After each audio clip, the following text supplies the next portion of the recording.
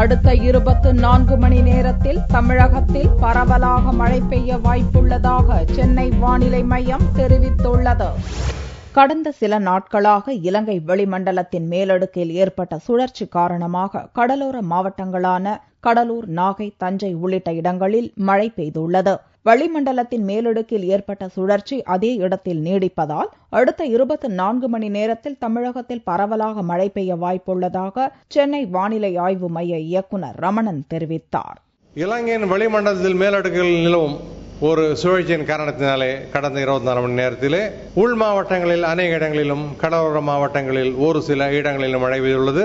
அடுத்த 24 மணி நேரத்தை பொறுத்தவரை இந்த சுழற்சியின் காரணத்தினாலே தமிழகம் மற்றும் புதுச்சேரியில் அநேக இடங்களில் நாம் மழை எதிர்பார்க்கலாம். ஓரிரு இடங்களில் கனமழையும் இருக்கக்கூடும். சென்னை நகரை பொறுத்தவரை வானம் ஓரளவு மேகமூட்டத்துடன் இருக்கும்.